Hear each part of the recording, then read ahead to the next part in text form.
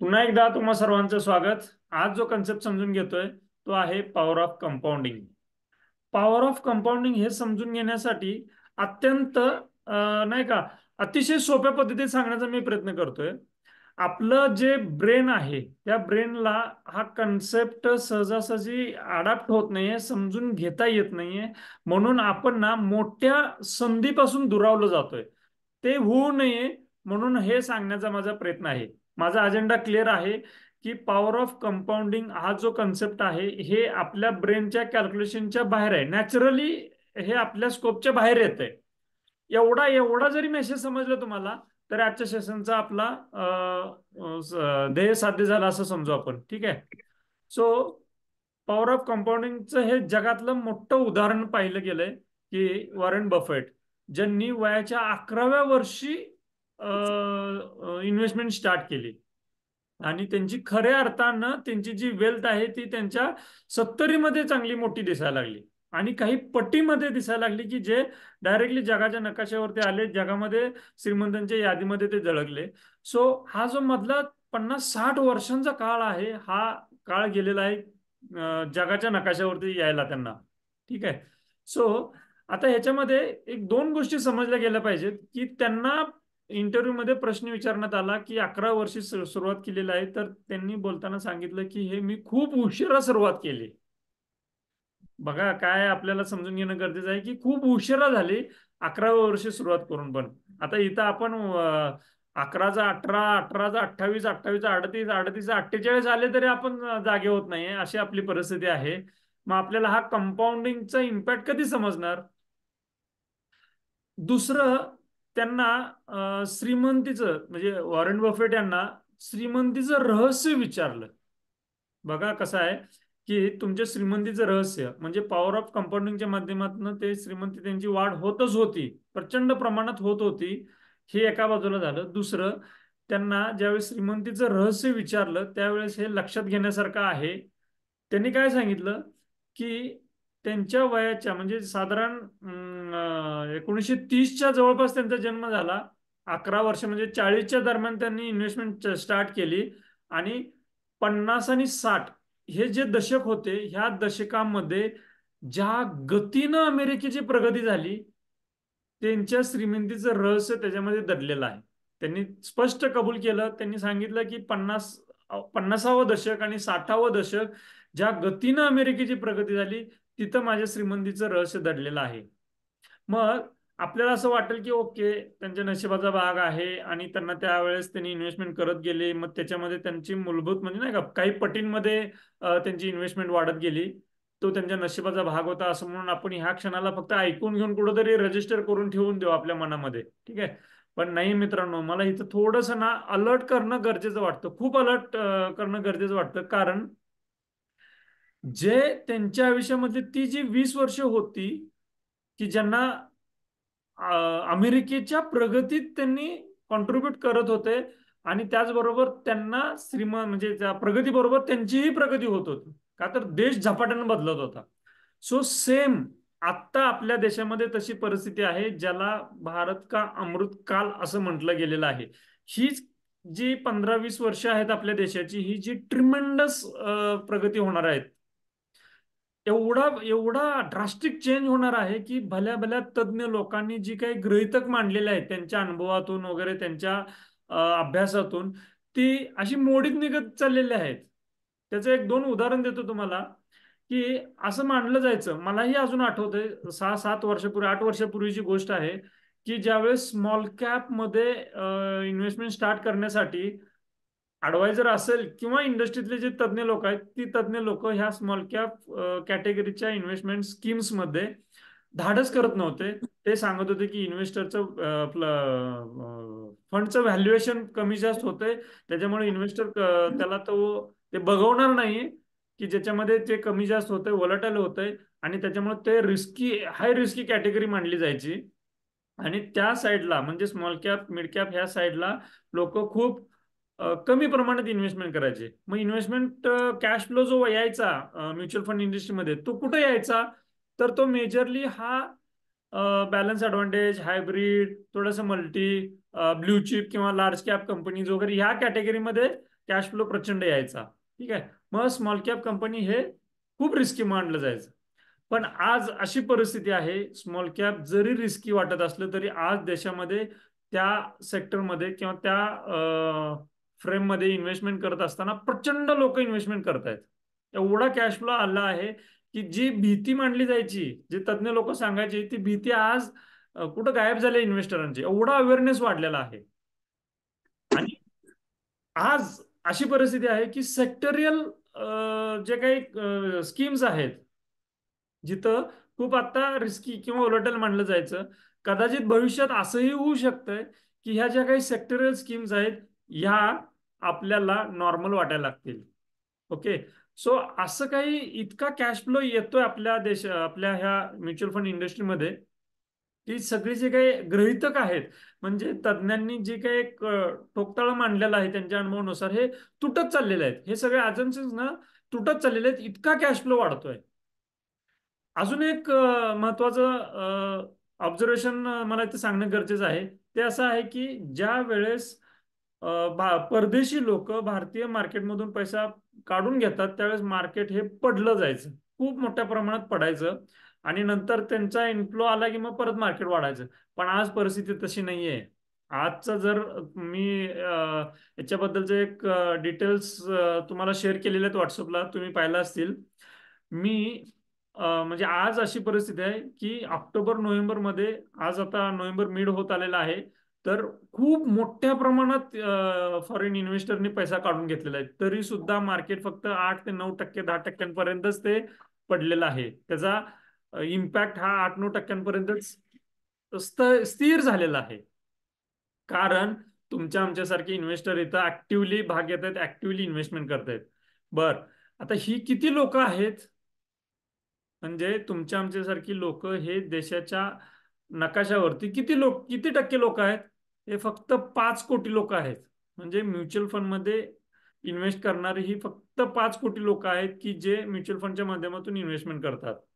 डीमॅटच्या माध्यमातून इन्व्हेस्टमेंट करणारा जो आकडा आहे तो 8-9 कोटींचा आहे, म्हणजे डायरेक्टली स्टॉकमध्ये इन्व्हेस्टमेंट करणारा.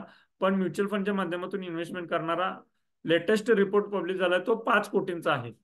मग ही जी 5 कोटी लोक आहेत, ही ज्यावेळेस 8 कोटी, 10 कोटी, 15 कोटी होतील त्यावेळेस काय परिस्थिती असेल मार्केटची, जस्ट इमॅजिन. आणि आज आपण आपल्यावरूनच विचार करू. आपण लेट चालू केलेला आपला जर्नी हा साधारण, बरेचसे इन्व्हेस्टर आता आपल्या ह्या कॉलमध्ये सुद्धा नवीन आहेत की जे नुकतेच स्टार्ट केलेले आहे त्यांनी इन्व्हेस्टमेंट. कोणी 6 महिने केलं असेल, कोणी 2 वर्ष, 3 वर्ष, मॅक्सिमम 4 वर्ष. मग हे 4 वर्षाची जर्नी ज्यावेळेस 8-10 वर्षाची होईल, ज्यावेळेस खऱ्या अर्थानं कंपाऊंडिंग बनेल, त्यावेळेस वेल्थ किती होईल, आणि तोपर्यंत न्यू इन्व्हेस्टर किती जॉईन होतील. म्हणजे विचार करा, हे मार्केट हे किती पटींमध्ये रिटर्न देईल याची कल्पनाही करवत नाहीये. म्हणून हे म्हटलं जात आहे की भारत का अमृतकाल. लक्षात घ्या, ही जी 10-15 वर्ष आहेत, ही जेन्युनली ह्या असेट क्लासकडे खूप इंटेन्सिव्हली पाहणं गरजेचं आहे. मग ह्या असेट क्लासमध्ये डायव्हर्सिफिकेशन पण होतं. म्हणजे केवळ इक्विटीमध्येच पैसा जातो असं नाहीये. याच्या माध्यमातून आपण सोनं खरेदी करू शकतो, याच्या माध्यमातून आपण रिअल इस्टेट खरेदी करू शकतो, याच्या माध्यमातून आपण सातत्यानं पैसे विड्रॉल पण, पगारासारखे, पेन्शन सारखे पण घेऊ शकतोय. असे अनेक ऍप्लिकेशन्स आहेत ह्या असेट क्लासमध्ये. पण या असेट क्लासकडे आता आपण गांभीर्याने घेणं अत्यंत गरजेचं आहे. आणि ते गांभीर्य इतक्या लेवलवरती घेतलं गेलं पाहिजे की मी सांगतो तुम्हाला, एक उदाहरण सांगतो, त्याच्यामुळे तुम्हाला इंटेन्सिटी याची कळेल की आपण ह्या असेट क्लासला किती गांभीर्याने घेतलं गेलं पाहिजे.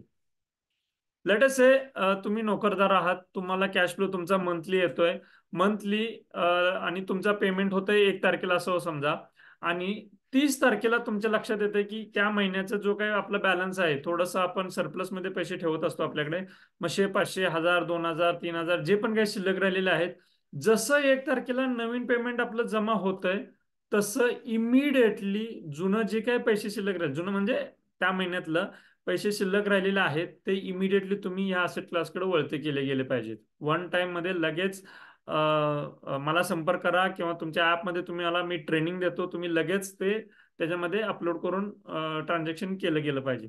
मग हे 500 रुपये असतील, इव्हन गव्हर्नमेंटनं तर 100 रुपयाला सुद्धा अलाउड केलेलं आहे.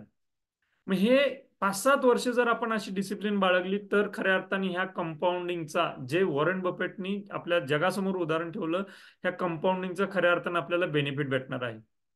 सो इतक्या डीप लेवलचं मी उदाहरण एवढ्यासाठी सांगितलं की थोडासा अवेअरनेस, थोडंसं नाही का आपली सेन्सिटिव्हिटी ह्या असेट क्लासकडे पाहण्याची वाढावी, एवढाच त्याचा तो हेतू आहे. ओके.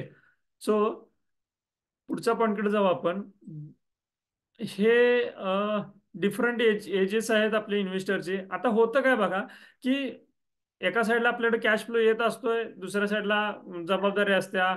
एकटा असताना एवढं काय वाटत नाही, पण जबाबदारी आली की कॅश फ्लो घरातच खर्च होतो आणि मग इन्व्हेस्टमेंटला पाहिजे तेवढा पैसा शिल्लक राहत नाहीये. अशी ती परिस्थिती आहे. जर आपली फॅमिली वाढत राहिली, एकाचे दोन, दोनाचे चार असे जर होत राहिले, तर त्या केसमध्ये आपल्या कुटुंबाकडे पण लक्ष द्यायला लागते, मुलांकडे लक्ष द्यायला लागते. आई वडील असतात ज्येष्ठ नागरिक, मग त्यांचा दवाखाना वगैरे, दवाखान्याचा खर्च वगैरे, हे सगळा असा खर्च वाढत राहतो. मग तुम्हाला अशी परिस्थिती जाणवेल की अशा परिस्थितीत पैसे शिल्लकच राहत नाहीत. तुम्ही हे सगळं सांगितलेलं पटतंय असं तुम्हाला वाटेल. आपला भारत का अमृतकाळ, पैसे आपण इन्व्हेस्टमेंट केले पाहिजेत, हे केले पाहिजेत, तुम्हाला असं वाटेल. पण अशी जबाबदारी आहे की तुम्हाला ते पैसे शिल्लक राहत नाहीत, तर मग तुम्हाला असं वाटेल की किती वेळा किती आपल्याला इन्व्हेस्टमेंट करायची गरज आहे. इन्व्हेस्टमेंटला पैसे, मला हे सगळं माहित आहे पण इन्व्हेस्टमेंट मी करू शकत नाही, अशी परिस्थिती असेल. पण मित्रांनो, इथं एक अलर्ट किंवा इथं तुम्हाला सावधानतेचा इशारा देतोय. तुम्ही जर financial decision finance point of व्ह्यूनी जर घेतले, तर तुम्हाला ह्याच्या सगळ्या गोष्टींवरती आपल्याला ते टॅकल करता येतील, त्याच्यातून सरळ व्यवस्थित मार्क काढता येतील, बॅलन्स पद्धतीने आपल्याला तो डिसिजन घेता येईल. आता फायनान्सचे डिसिजन फायनान्स पॉइंट ऑफ व्ह्यूनी कसे घेतात हे अगोदरच्या सेशनमध्ये आपण पाहिलेलं आहे. नंतर कधी तर पाहू. तुमचे काही डाऊट्स असतील तर तुम्ही मला पर्सनली भेटा किंवा पर्सनली विचारा. पण हे आपल्याला मॅनेज करता येतं. दिवसेंदिवस आपली इन्व्हेस्टमेंट वाढवता येते. घरची कितीही जरी जबाबदारी असली तरी मायक्रो प्लॅनिंग करता येतं. ठीक आहे. सो कमिंग टू आजच्या टॉपिक वरती, आता थोडस इन्व्हेस्टमेंट बद्दल सांगतोच आपण, पॉवर ऑफ कंपाऊंडिंग.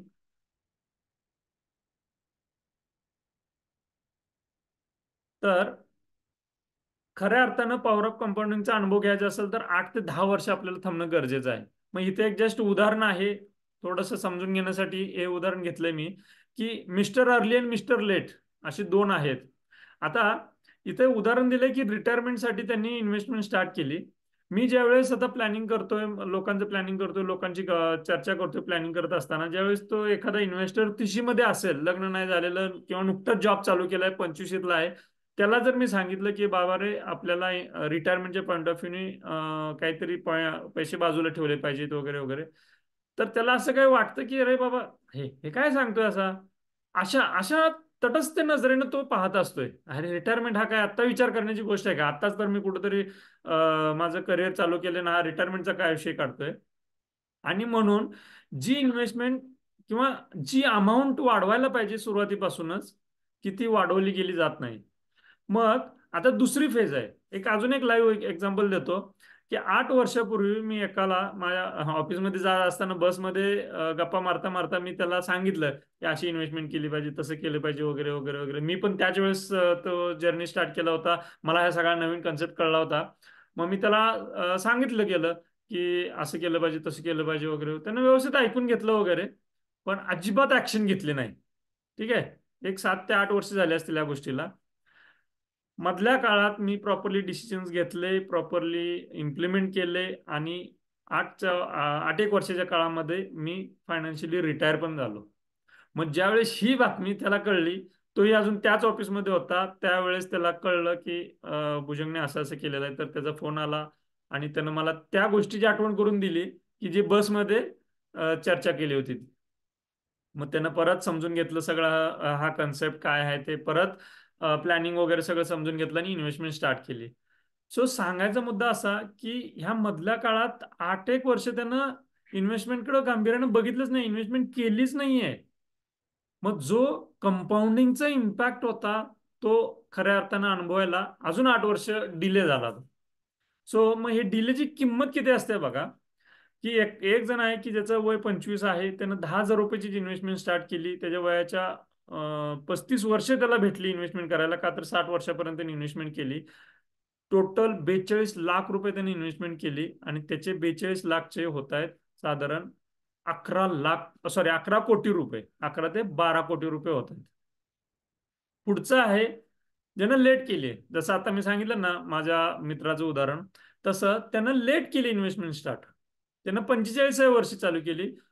10,000च्या ऐवजी 20,000ने केली. त्याचं वय वाढलं, पगार वाढला, कॅश फ्लो चांगला राहिला, मग त्याला 20,000 रुपयाचा स्कोप भेटला. 20,000ने चालू केली, डबल केलं. आणि 15 वर्ष त्यांनी इन्व्हेस्टमेंट केली, का तर 15च वर्ष त्याच्या हातात शिल्लक राहिले होते. 60 वर्ष, 60 वर्षापर्यंत अर्निंग किंवा इन्कमचं एज हे 60 वर्ष पकडलं, ऍक्टिव्ह इन्कमचं.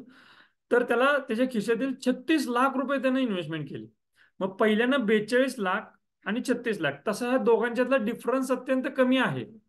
पण रिटर्न जे आहेत, परतावा जो आहे तो केवढा डिफरन्स आहे विचार करा. ऑलमोस्ट 10 कोटींपेक्षा जास्तीचा डिफरन्स आहे.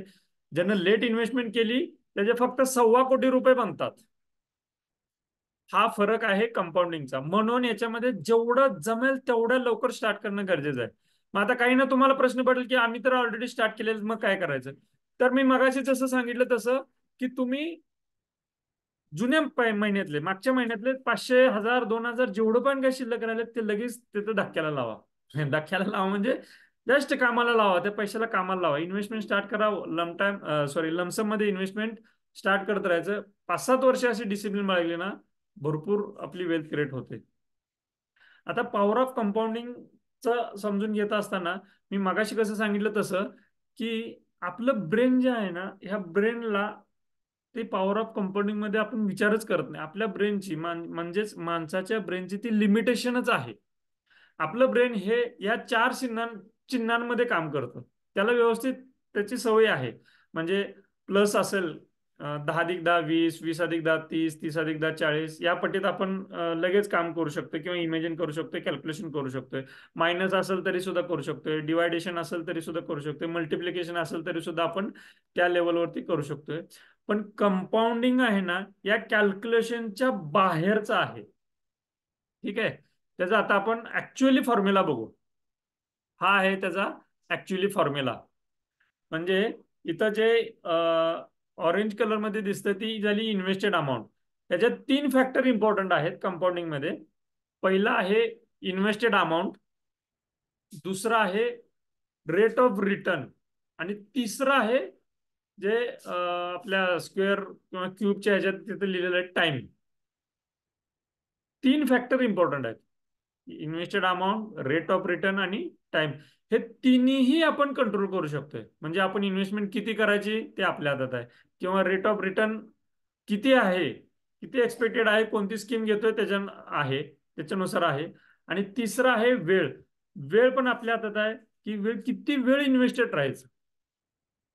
मग इन्व्हेस्टमेंट हा एक झाला भाग, पण रेट ऑफ रिटर्न आणि टाइम हे खऱ्या अर्थानं कंपाऊंडिंगला इम्पॅक्ट करत असते. वेळ की जे आपण विचारातच घेतली जात नाही. जसं तुम्हाला एक नेहमी उदाहरण माहित असेल की चेसबोर्ड वरती, की एका राजाला धान्य कोठार किंवा धान्य म्हणजे डोनेट करायचं होतं एका स्वामीला. तर त्यांना सांगितलं की चेसबोर्ड वरती जेवढी घरं आहेत, 64 घरं आहेत, तर मला एक दाना एका घरामध्ये, दुसऱ्या घरामध्ये 2 दाना, तिसऱ्या घरामध्ये 4, चौथ्या घरामध्ये 8, 5व्या घरामध्ये 64, अशा पटीत मला तू धान्य दान कर, मी समाधानी आहे. पूर्ण 64 घरं संपली, संपतच नाहीयेत इतकं ते धान्य बनतंय. कोठाराच्या कोठार रिकामं केली तरी ते पूर्ण होत नाहीत, इतकं ते कंपाऊंडिंग मधलं एक बेस्ट एक्झाम्पल आहे त्याच्यामध्ये. तसं इथं वेळ देणं अत्यंत गरजेचं आहे. वेळ दिला ना, मजबूत आपली इन्व्हेस्टमेंट बनते. ठीक आहे. सो याच्यासाठी स्टार्ट अर्ली आणि इन्व्हेस्टेड राहणं हे गरजेचं आहे. हा झाला कंपाऊंडिंगचा फॉर्म्युला. आणि हा जगातला एकमेव असा फॉर्म्युला आहे की जो खऱ्या अर्थानं श्रीमंती आपल्याला देत जाईल.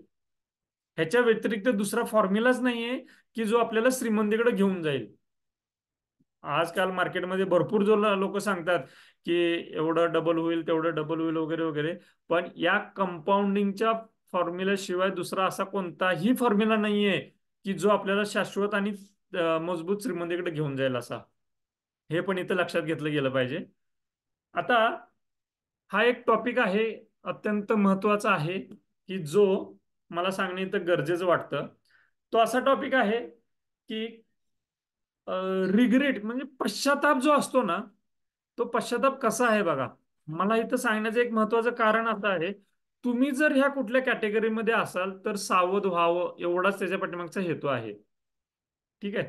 मग इथं काय आहे परिस्थिती, की एका सर्वे मधला हा समरी आहे, एका सर्वेची समरी आहे.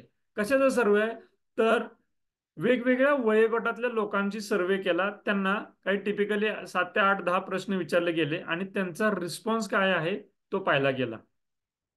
मग ते वयोगट पहिल्यांदा मी सांगतो. 30 वर्षापेक्षा खाली जे होते ते 32% लोक होते. 30 ते 40 वयोगटातली 46% लोक होते. 41 ते 50 मधली 14% लोक होते आणि 50 पेक्षा जास्ती ही 5% लोक होते. जे एक साधारण 1000 का 2000 लोकांचा सर्वे होता तो. त्यामध्ये पश्चातापाच्या ज्या भावना होत्या त्या काय होत्या बघा, की 39% लोकांनी यापैकी, सॉरी, 39% लोकांनी यापैकी never worked on increasing income seriously. म्हणजे जो काही इन्कम आहे त्यांचा, मग पगाराचा असेल किंवा बिझनेसचा असेल, तो सिरियसली वाढवण्यासाठी काही मेहनत घेतली नाहीये, असं त्यांच्या मनामध्ये ती सल आहे किंवा ती पश्चातापाची भावना आहे. मग आता नोकरदार वर्ग असेल तर तो विचार करेल की अरे माझ्या हातात नोकरी करणं, काम करणं, जे काय 8 10 तास वेळ असेल तेवढाच आहे, मग मी कसं काय वाढवू. मित्रांनो, तसं नाहीये.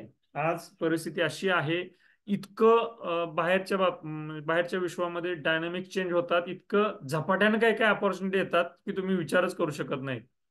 मग काय काय जर जॉब असेल, तुम्हाला वाटत असेल की मी काय केलं पाहिजे, जॉबमध्ये तर भरपूर देतोय, मग इन्क्रीमेंट जेवढं व्हायचं तेवढंच होतंय, ड्यू आला म्हणजे प्रमोशनचा ड्यू आला त्याच वेळी प्रमोशन होतंय, मग काय करायचे अशा वेळेस. तर आपला जो मोबाईल आहे तो मोबाईल मध्ये फक्त सोशल मीडिया कंझ्युमर न बनता तुम्ही प्रोड्युसर जरी बनला, हा फरक कळतोय का, त्या मोबाईल मधला कंझ्युमर न बनता प्रोड्युसर जरी बनला तरी तुम्हाला भरपूर ऑपॉर्च्युनिटी भेटतील. पण तुम्ही नुसतं ते रील्स बघणं वगैरे ह्याच्यात न वेळ घालवता, कंझ्युम न करता तुम्ही प्रोड्युसर बना, काहीही तुम्ही त्याच्यामध्ये टाकत राहा, तुम्हाला भरपूर ऑपॉर्च्युनिटी भेटतील. म्हणजे सिरियसली इन्कम वाढवण्याकडे बघितलं गेलं पाहिजे. हे त्या लोकांचा पश्चाताप होता. आपला जर तसा असेल, आपल्या ग्रुपमध्ये कोणाचं तसा असेल तर ते थोडंसं त्याच्यावरती काम केलं पाहिजे आणि कसं पॅसिव्ह इन्कम वाढेल त्याच्याकडे पाहिलं गेलं पाहिजे. याच्याबद्दल जर डिटेल काय माहिती पाहिजे असेल तर मला पर्सनली भेटा तुम्ही. दुसरी जी भावना होती, not making any investment till date, अशी 29% लोक होते. आजही काही काही लोक इन्व्हेस्टमेंट करत असताना लेट होतो त्यांचा, त्यावेळेस त्यांना वाटत असतं की अरे हे 10 वर्षापूर्वीच व्हायला पाहिजे होतं वगैरे वगैरे. मग हे इन्व्हेस्टमेंट लवकर चालूच करत नाहीत, अशी 29% लोक होती. तिसरा पश्चाताप असा होता त्यांचा की I never focused on my career from the start or choose a wrong career. म्हणजे सुरुवातीपासून सिरियसली काही करिअर बघितलंच नाहीये. म्हणजे असंच कॉलेज झालंय झालंय, लगेच पासआउट, कोणीतरी मित्र इकडे गेले म्हणून आपण पण तिकडे जॉईन झालो. मग शिक्षण समजा बीएससी झालेलं असतं आणि जॉब लागलेला असतो कुठेतरी मेकॅनिकल लाईन मध्ये, असं आणि जे चाललंय, जॉब भेटतोय, पैसे येतात, जॉईन केलं तर सगळी केलं म्हणून मी पण केलं, असं काहीतरी झालेलं असतंय. चुकीचं करिअर झालेलं असतंय किंवा एज्युकेशन मध्ये प्रॉपरली झालेलं असते सगळं, जॉब पण भेटतो, पण त्यांना तो आवडीचा नसतोय. मग ते कुठेतरी रोज संघर्ष असतोय, अरे काय मला आवडत नाही पण जबाबदाऱ्या आहेत, खर्च आहे, म्हणून मला ते करावं लागतंय वगैरे, अशी काहीतरी द्विधा मनस्थिती असते. म्हणजे मग अशा परिस्थितीत काय होतं की 100% आपण देतच नाही तिथं. का तर आवडत नाही, का तर बऱ्याचशाच गोष्टी पटत नाहीत, का तर जबरदस्तीने केल्यासारखं होतं, मग कोणतरी पुश करावं लागतं. मग प्रत्येक वेळेस कोण पुश करत राहणार आहे. मग जिथं गळ्यापर्यंत आलंय तेवढ्याच गोष्टी होत राहतात. मग अशामुळे 100% तिथं दिलं जातच नाही. मग जर मला सांगा, जर आपण करिअरच्या ठिकाणी जिथं ऍक्टिव्हली आपण काम करतोय तशा ठिकाणी जर आपण सिरियसली देतच नसू, तर 100% अपेक्षा कशी करणार आहे आपण उत्पन्नाची. सो अशी जर तुमची अवस्था असेल तर मित्रांनो, अलर्ट व्हा. कारण हे असं इन्कम वाढवण्यासाठी अशी मानसिकता अजिबात गरजेची नाहीये. हे धोका आहे, हा ट्रॅप आहे. मग आवडीचं करिअर शोधलं पाहिजे. थोडस फास्ट फॉरवर्ड पुढे जातो. हे बघा, या टॉपिक वरती मी एक बुक लिहिलेलं आहे. मला इथं बुकचं प्रमोट करायचं नाहीये, पण तुम्ही तसं जर तुमची विचारसरणी असेल की मी जे काही काम करतो ते मला आवडत नाहीये, तरीही जबाबदारी आहेत म्हणून करावं लागतं, तर तुमचं करिअर हे चेंज होऊ शकतं. मी अनुभवातून सांगतोय. फायनान्शियली अर्ली रिटायरमेंट घेऊन मी हे अनुभवातून सांगतोय. आणि हे स्ट्रॅटेजिकली करता येतं. सगळ्या जबाबदाऱ्या सांभाळून करता येतं. हा माझा अनुभव आहे. त्यातलं बराचसाच कंटेंट मी या बुकमध्ये सांगण्याचा प्रयत्न केलेला आहे. तुम्ही अनुभवा वाचा हे. तुमचा काय अनुभव आहे ते मला शेअर करा. कारण बऱ्याच वेळा आपली अशी मनस्थिती असते की आपल्याला काहीतरी वेगळं करायचं, काहीतरी वेगळं करायचं, पण काय वेगळं करायचं याची क्लॅरिटीच नसत्या. मग त्याच्यामुळं 100% देताच येत नाहीये. आणि जर आपण 100% देतच नसू, नुसतं त्या मोबाईलमध्ये टाइमपास करा, कुठंतरी घरातून जबाबदारी येते, अरे बाबा हे आण जा की हे आण जा की, मग कुठंतरी जाऊन ते आणायचं. मग ते आणलं की मग काहीतरी अजून काहीतरी मग बॉक्स किंवा टायमिंगचं काहीतरी जबाबदारी असते. मग आपण ते नुसतं नाही का कोणीतरी सांगितलं म्हणून चावी दिल्यासारखंच आपली गोष्ट चाललेली असते. स्वतःहून आनंदानं किंवा पॉवरफुली एनर्जेटिकली काहीतरी वेगळं करतोय असं घडतच नाही अनेकांच्या बाबतीत. सो तसं काही असेल तुमची अवस्था तर त्यातनं बाहेर येणं अत्यंत गरजेचं आहे. तरच इन्कम वाढेल, तरच सेव्हिंग होईल, तरच इन्व्हेस्टमेंट होईल आणि परत खऱ्या अर्थानं तो कॅश फ्लो पॉझिटिव्हली होईल. त्याशिवाय होणार नाहीये. ठीक आहे. सो पुढच्या प्रश्नाकडे जाऊ. म्हणजे पुढच्या पश्चातापाकडे जाऊ. हा तुमच्या रिलेटेड काय आहे का, तुम्हाला रिलेट होते का पहा. Spend too much mindlessly without thinking about the future. भविष्याबद्दलचा विचारच न करता खर्च केला. हा, माझे काही असे मित्र आहेत की जे वीकेंडला पार्टी करतात म्हणून करतातच. कंपल्सरी करतात. मग ते विचार करत नाहीत किती खर्च होतो, काय होतो, वगैरे वगैरे करतातच. मग नंतर ज्यावेळेस जबाबदारी वाढते त्यावेळेस लक्षात येतात, अरे भुजंग तुझं ऐकलं असतं ना, जरा लाईन वरती असतो आम्ही, पण काय आहे लाईफ एकदाच मिळते, एन्जॉय करायचा असतो, असं विचार करत करत आम्ही केलं, पण चुकलं आमच्याकडनं. असं काहीतरी ते नंतर बोलून दाखवतात.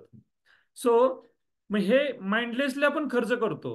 हे पण आपण काळजीपूर्वक ते पाहिलं गेलं पाहिजे की आपण एन्जॉय एन्जॉय म्हणून कंटिन्युअसली कुठल्या तरी एक बॅड हॅबिटच्या नावाखाली खर्च करतो का, तसं काय आहे का.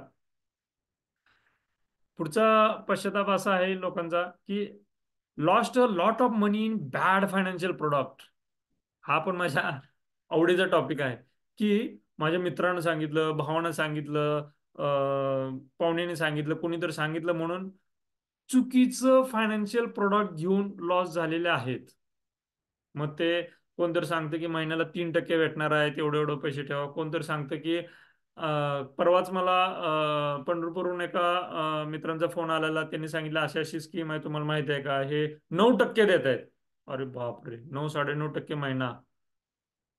महिना म्हणजे सेबी रजिस्टर आहे का, तर नाही आहे. मग सगळं ट्रॅपच आहे ना. तरी पण लोक तिथं तुटून पडतात इन्व्हेस्टमेंट करण्यासाठी.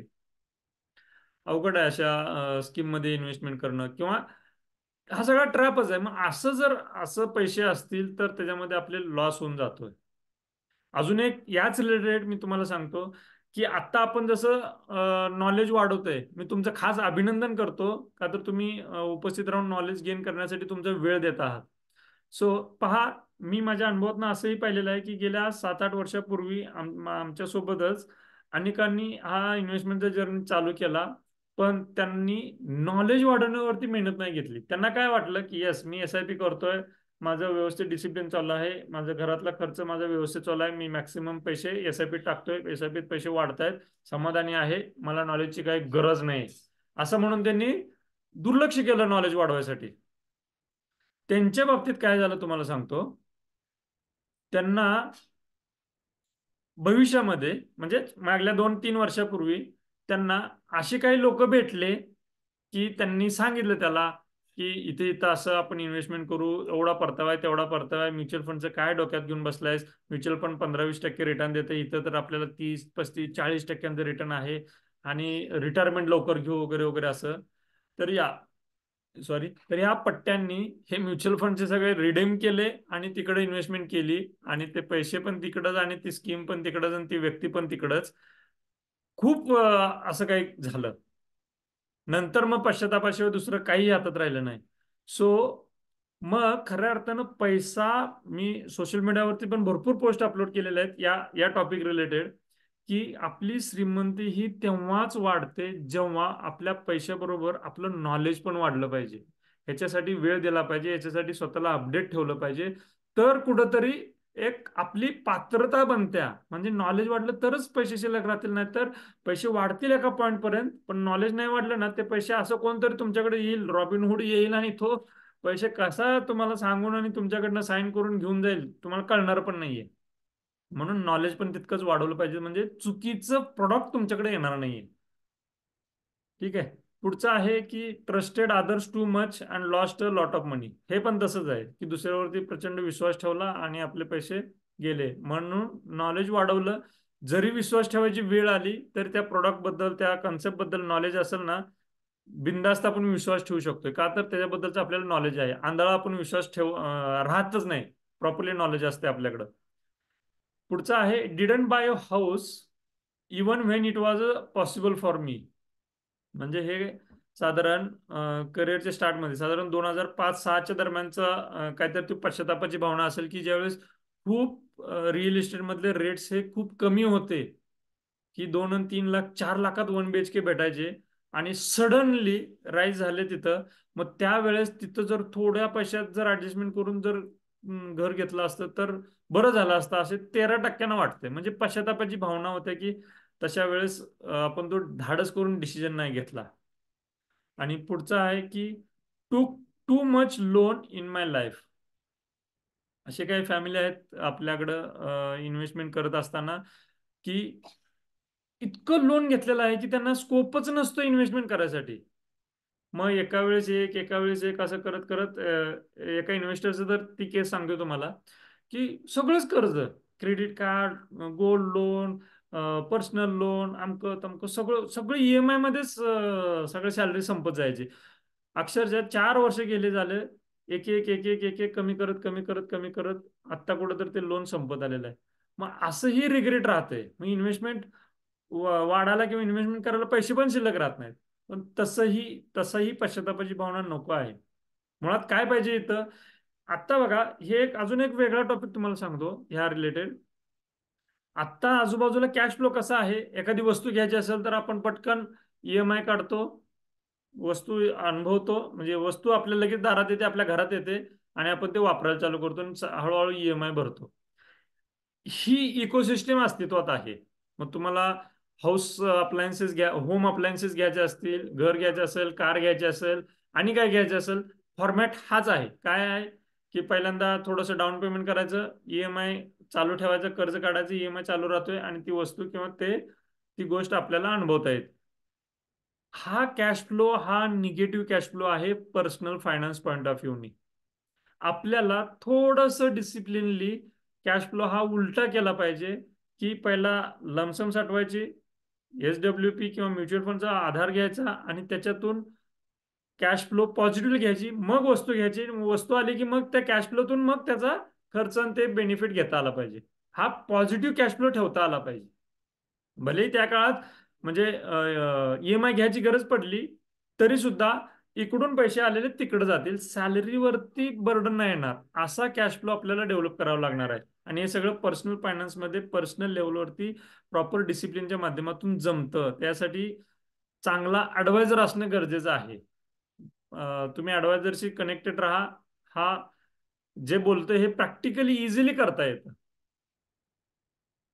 ओके. सो हे सगळं फायनान्शियल रिग्रेट्स तुमच्या बाबतीत जर असतील तर तुम्ही मनन चिंतन करा, हे नसायला पाहिजेत. हाच एक आजच्या सेशनचा एक हेतू आहे. पुन्हा या बुककडे येतो की खरंच आपल्याला वेगळं काहीतरी करता आलं पाहिजे. आपलं हे आयुष्य हे आपण कुठून तरी आलो आहोत आणि कधी ना कधी तरी जाणार आहोत. आय रिपीट, कुठून तरी आलो आहोत, कधी ना कधी जाणार आहोत. इथं मध्ये आपण 40, 50, 60, 70, 80, 90 वर्षच राहणार आहोत. माहित नाही किती वर्ष राहणार आहेत. सहलीसारखं राहता आलं पाहिजे. आणि सहल ही तेव्हाच आपल्याला एन्जॉय करता येते की जेव्हा आपण आपल्या सोबत तिथं, म्हणजे जिथं कुठं सहलीला निघालो तिथं सोबत जे गरजेच्या वस्तू आहेत त्याच असतील तरच. नाहीतर बॅग भरल्या आणि गरजेच्या आहेत त्या वस्तू घरात आणि सहलीच्या ठिकाणी वेगळ्या वस्तू, ती सहल नाही एन्जॉय करता येणार. म्हणजे समजा आपण गोव्याला गेलोय आणि गोव्याला जात असताना हलकी फुलकी कपडे घालून जातो आपण, टी शर्ट शॉर्ट्स किंवा स्लीपर कॅप गॉगल वगैरे. पण तीच बॅग घेऊन जर आपण हिमालयासारखी सहलीला गेलोय तर ती सहल एन्जॉय करता येईल का आपल्याला? ओके, नाही करता येणार. तसं आपल्याला इथं आलोय तर इथं फायनान्शियल डिसिप्लिन ठेवली तर हे एन्जॉय करता यायला पाहिजे आपलं आयुष्य. आणि हे शक्य होतं, अनुभवातनं सांगतोय. सो विचार करा, स्ट्रेसमध्ये राहू नका. ठीक आहे. सो आता शेवटचा प्रश्न आहे किंवा शेवटचा पॉइंट आहे की एवढं सगळं होऊन पण काही लोक डिसिजन घ्यायला टाळाटाळ करतात. ठीक आहे, समजलं, ओके, पटलं, अशी मनस्थिती असते. आणि डिसिजन घ्यायची वेळ येईल त्यावेळेस म्हणतात बघू पुढच्या महिन्यापासून. त्यांना हा एक डिले कॉस्टचा कन्सेप्ट मला सांगणं गरजेचं वाटतं. ठीक आहे. तो कोणता कन्सेप्ट आहे? मी ना एक डिले कॅल्क्युलेटर घेऊन तुम्हाला सांगतो. डिले कॅल्क्युलेटरसाठी ना मी गुगल ओपन केलंय. गुगलवरती जस्ट डिले कॅल्क्युलेटर टाकतोय, तुम्ही पण टाकू शकताय डिले कॉस्ट कॅल्क्युलेटर. आणि मनी कंट्रोल मनी कंट्रोलच्या वेबसाईटवरती असलेलं हे डिले कॅल्क्युलेटर ओपन झालेलं आहे. मी तुम्हाला परत एकदा स्क्रीन शेअर करतो. ओके. सो हे पहा, डिले कॉस्ट कॅल्क्युलेटर हे मनी कंट्रोलची वेबसाईट आहे, तुम्ही का बघू शकताय.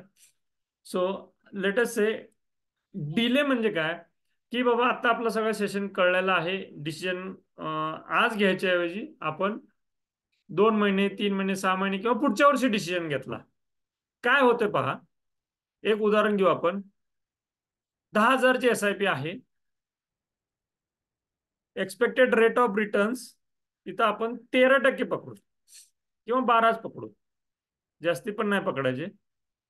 आणि डिले करताना 10 महिने लेट केला किंवा आपण एक कॅल्क्युलेशनसाठी 1 वर्ष डिले केला असं समजा. आणि इन्व्हेस्टमेंट ही आपली साधारण 20 वर्षाच्या पिरियडसाठी आहे. तर टेक्निकली 1 वर्षात आपण 10,000नी 1,20,000 इन्व्हेस्टमेंट करणार होतो. पण ते डिले केला. या दिवाळीला चालू करायच्या ऐवजी आपण पुढच्या दिवाळीला चालू केले, 12 महिने डिले केले. आपल्या खिशातील 1,20,000 रुपये इन्व्हेस्टमेंट होणार होते, ते झाले नाहीत. असा सिंपल हा कॅल्क्युलेटर आहे. पण त्याचा इम्पॅक्ट किती आहे पहा. सबमिट, ही पहा अमाऊंट दिसते का, मी हायलाइट केलेली. ही किती हायलाइट? 10 लाख रुपये होतात.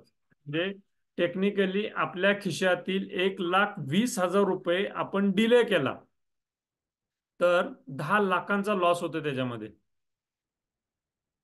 आता हे फक्त 12%नी कॅल्क्युलेट केलंय. आता पुढचं घ्या. हे 10,000 रुपये एकच महिन्याने डिले केला. राहू दे, तुम्ही ऍक्टिव्हली ऐकतायत, तुम्ही डिले करणार नाहीत हा माझा विश्वास आहे. तरीही कुठलं डॉक्युमेंटेशन कुठलं काहीतरी या उद्देशानं तुम्ही आजच्या ऐवजी पुढच्या महिन्यात चालू केली. तर ते एका महिन्याची कॉस्ट किती आहे पहा. हे पहा, 95,000 रुपये. 95 ते 96,000 रुपये. म्हणजे हे 10,000 रुपये आहेत. नोव्हेंबरच्या ऐवजी डिसेंबरमध्ये स्टार्ट केली तरी सुद्धा त्याची किंमत ही 95,000 रुपये आपण नुकसानीत जातोय. सो ही झाली डिले कॉस्ट. सो सांगायचा मुद्दा असा आहे की गतिशील निर्णय झाला पाहिजे आपल्याकडून. ठीक आहे. सो जाऊ आता आपल्या परत प्रेझेंटेशनकडं. की डिले कॉस्ट ही किंमत मोजावी लागते जर वेळ डिसिजन नाही घेतला तर. ठीक आहे. माझ्या अपेक्षा अशी आहे की तुम्ही लवकरात लवकर डिसिजन घ्या, थांबू नका.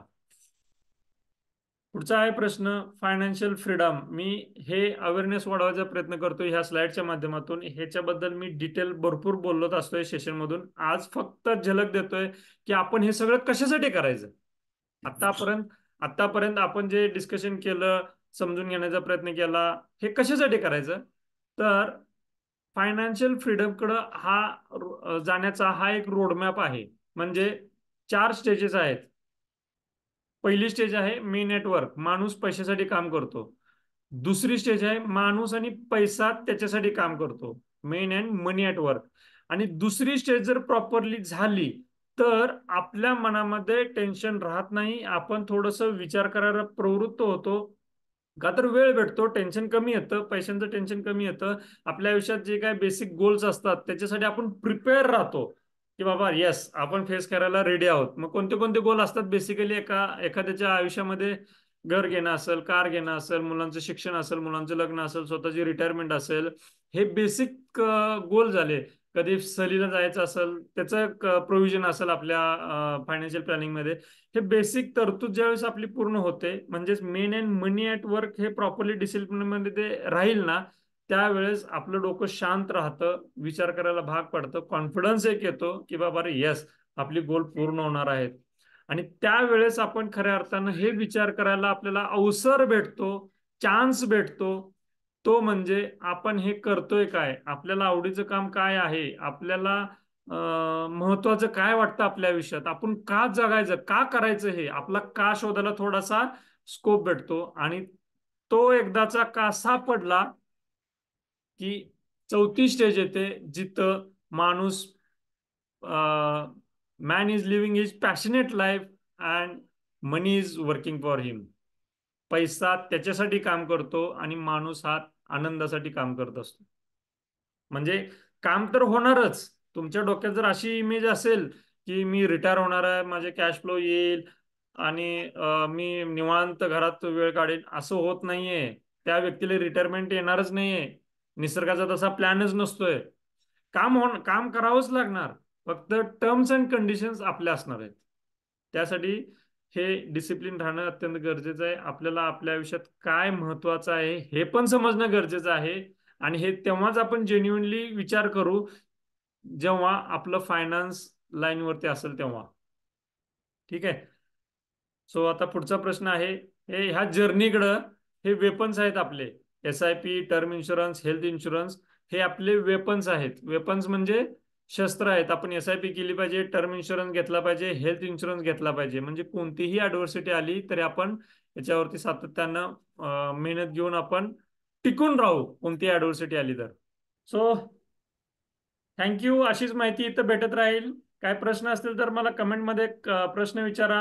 आणि स्टे कनेक्टेड, स्टे इन्व्हेस्टेड.